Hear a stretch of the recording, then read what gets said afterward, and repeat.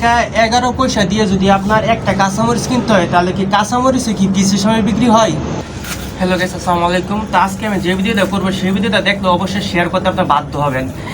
আমি সকালে নাস্তা খেতে গেছিলাম নিচে, তো ওইখান থেকে আসার সময় ভাবলাম যে আজকে ঠান্ডা দিন আর আবহাওয়া থেকে এরকম মেঘলা, তাই ভাবছিলাম যে আজকে মুড়ি খাবো বাসায় গিয়ে। তো সেই জন্য আমি 10 টাকা দিয়ে কাঁচামরিচ কিনে আনছিলাম। এখন আমি দেখবো যে 10 টাকাতে কয়টা কাঁচামরিচ আমাকে দিচ্ছে। আমি বলছিলাম যে 10 টাকা কাঁচামরিচ দেন, উনি কিন্তু আমার 10 টাকা কাঁচামরিচ দিতে চাইছিল না, করে ভাই আমি তো ব্যাচেলার, শুধু মুড়ি খাবো, সেজন্য সে আমাকে দিছে। তো আমি এই দেখেন আপনাদের সামনে আমি খুলতাছি, দেখি কয়টা কাঁচামরিচ সে দিছে 10 টাকায়।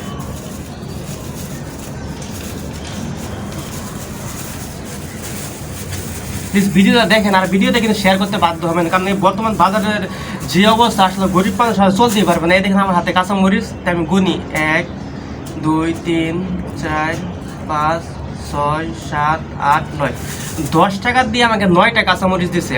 তাহলে একটা কাঁচামরিচের দাম পড়ে আপনার 1 টাকা 11 পয়সা করে।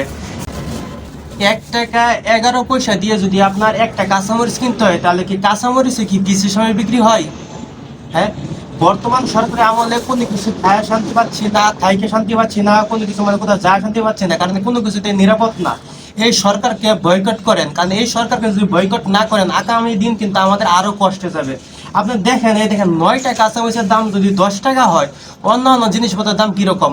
অনেকে আছে বাজার করে না, যেমন আমি কিন্তু অনেক সময় বাজার করি, তাই বাজার দাম কিন্তু ওইরকম জানি না।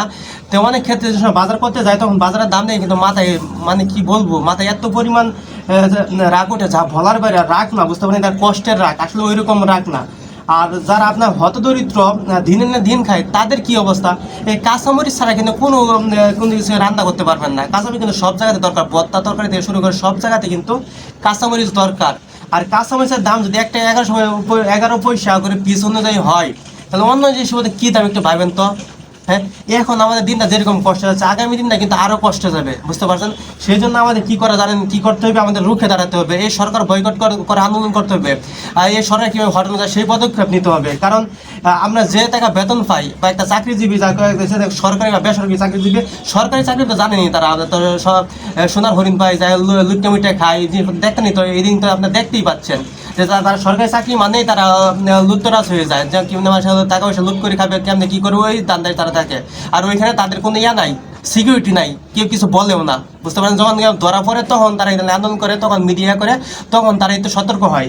আর যারা কোম্পানি চাকরি করে তারা তো জানেনি কি অবস্থা, কোম্পানির বেতন তার ওইরকম না, একটা নির্ধারিত বেতন থাকে, আর এই বেতন দিয়ে কোনো মতে মাস টানিয়ে চলতে হয়। তাই সেই জন্য আমাদের কি করতে হবে, পদক্ষেপ নিতে, পদক্ষেপ কি, আমাদের আন্দোলন করতে হবে, এই সরকার হটানোর পরিকল্পনা করতে হইব, বুঝতে পারেন। কারণ যেমন কুঠা আন্দোলন যে একটা বিভিন্ন চলতেছে, কুঠা আন্দোলন, এই কুঠা আন্দোলনে কিন্তু দায়িত্ব দিতেছে আবিদ আলীর যে অবকরণগুলো করছে, ওইগুলো দিয়ে কিন্তু কুঠা আন্দোলন যে ওইটা কিন্তু দেখিয়ে পড়তেছে, বুঝতে পারছেন। তো এই সরকার কিন্তু কোনো সময় জনগণের পাশে না, সরকার যদি জনগণের পাশে থাকতো, এই সরকার যদি জনগণের কথা চিন্তা করতো, তাহলে কোনো সময় জিনিসপত্রের দাম এরকম হইতো না।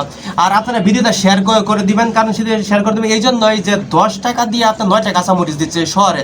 আমি আছি এখন ঢাকা উত্তরে 10 টাকা দিয়ে 9টা কাঁচামরিচ দিচ্ছে, 10 টাকা দিয়ে 9টা কাঁচামরিচ, বুঝতে পারেন। শেয়ার করে বাসায় দেখাই দিবেন, দরকার বলে কাঁচামরিচ দা বয়কট করবেন আপনারা, কারণ কাঁচামরিচ কিন্তু বেশি দিন থাকে না, কাঁচামরিচ কিন্তু পচে যায়, কয়েকদিন থাকলে কিন্তু পচে যাইব, নষ্ট হয়ে যাবে। কাঁচামরিচ দা বয়কট করেন আপনারা।